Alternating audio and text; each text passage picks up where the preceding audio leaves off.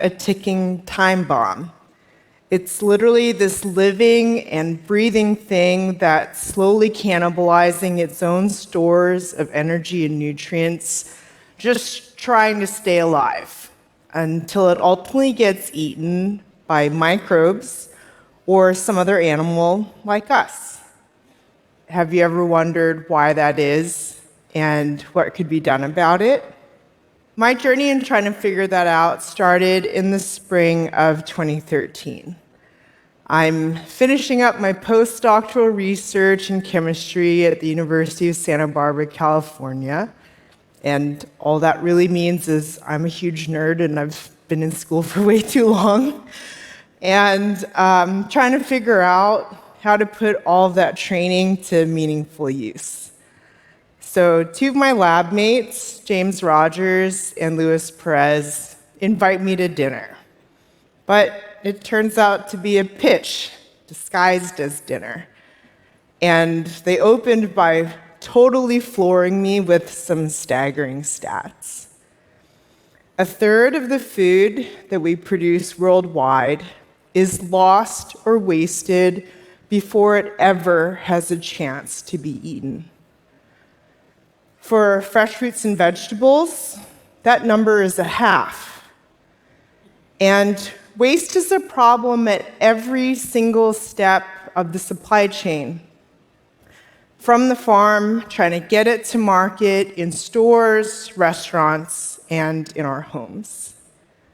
And it's not just a waste of the food, it's a waste of the land, water, fertilizers, labor, energy, fuel, packaging, and money out of farmers and our pockets.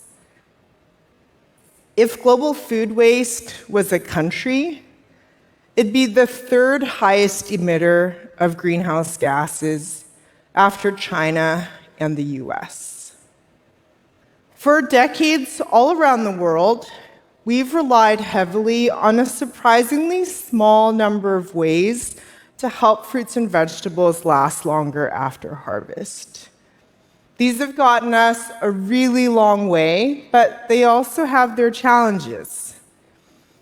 Refrigeration is a massive energy suck, a significant source of emissions, and it's expensive. It's unfortunately why a lot of places around the world don't have access to refrigeration.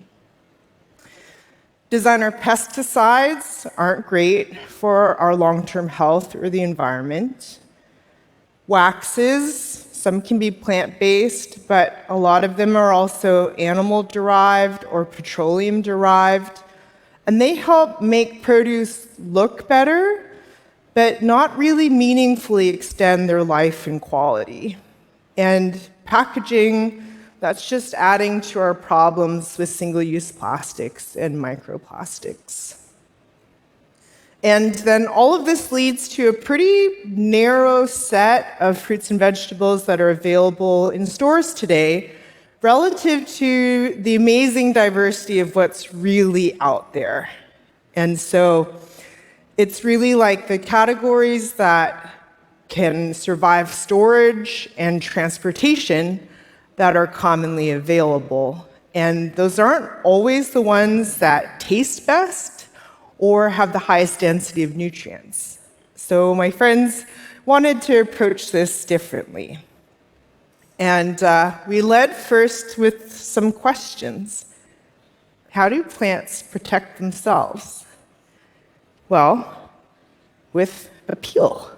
Plants, just like us, have a skin or peel, technically called the plant cuticle, and that helps to protect them from moisture loss, oxidation, and infection. And what are those peels made of? Fatty acids, glycerides, that's what's the important part. And these are ingredients found universally in all plants, in the peel, pulp, and seeds, and including in plants that we already eat.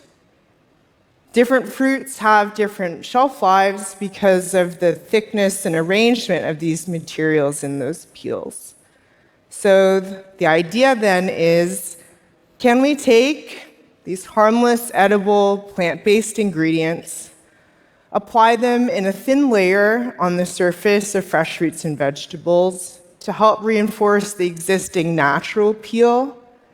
And if you do that, can you help to retain peak flavor, texture, and nutrients for longer without reliance on refrigeration, pesticides, waxes, or plastics?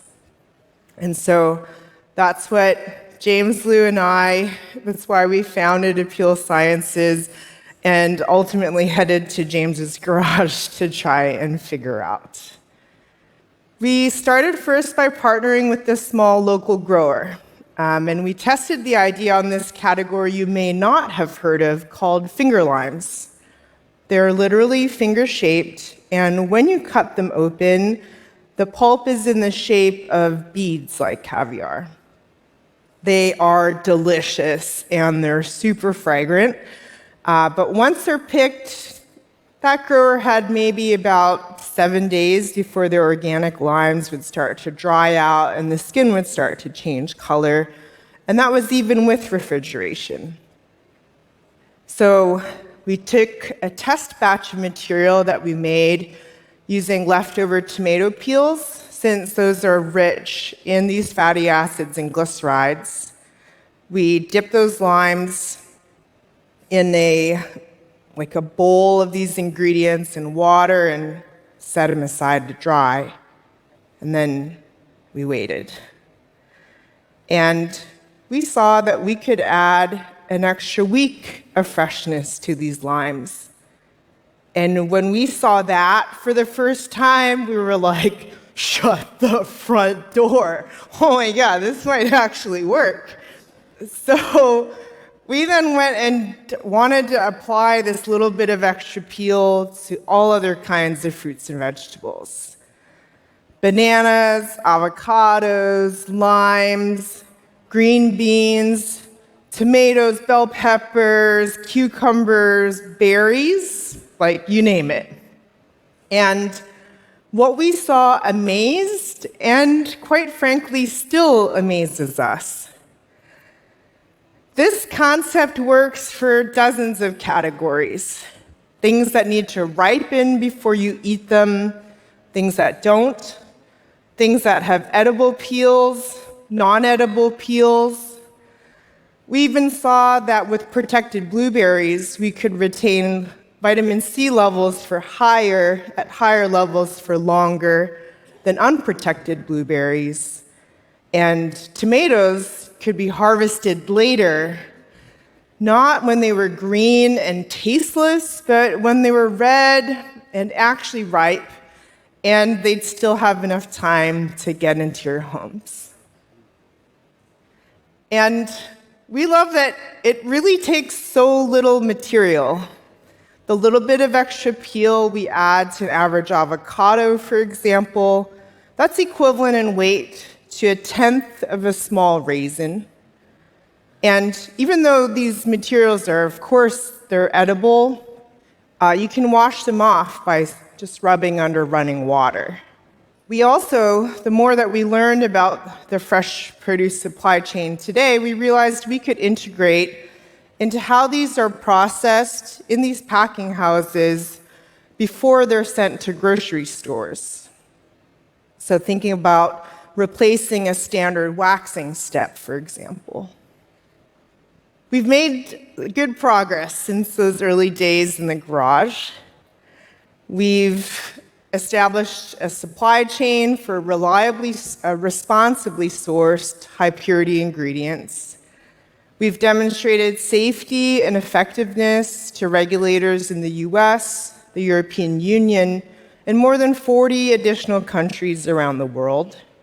And while we're still relatively small and early in our journey, we have a presence in about 10 markets worldwide. What I'm most proud of, though, it's why we got into all of this in the first place.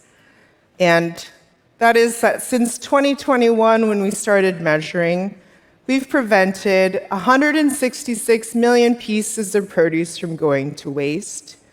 In doing that, that's avoided the emissions of more than 29,000 metric tons of greenhouse gas emissions, which is equivalent to planting 485,000 trees, and saved almost 7 billion liters of water, or enough to fill 2,800 Olympic-sized swimming pools. Thank you.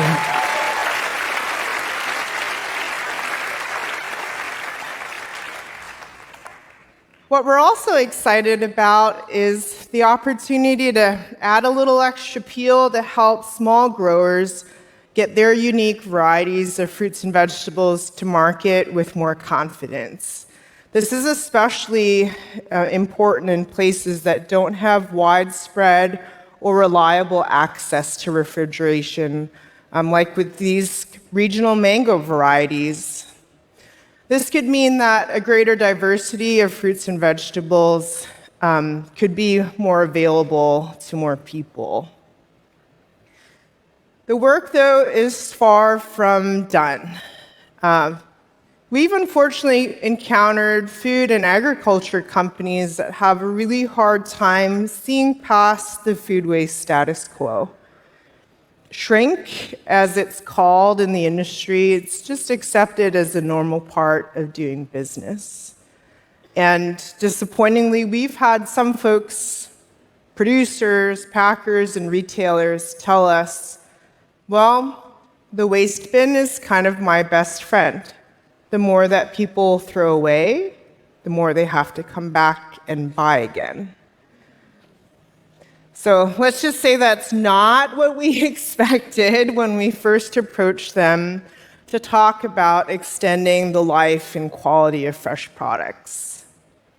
But we can't change this thinking alone, and we're not a silver bullet to end food waste ourselves, but thankfully, there are lots of startups, scale-ups, organizations, and individuals all around the world working to transform this post-harvest space. And we're optimistic that our one small innovation, using common ingredients inspired by the ancient wisdom of plants, is playing its part in having an impact, reinventing the food system, and helping to create abundance for all. Thanks so much. Yeah.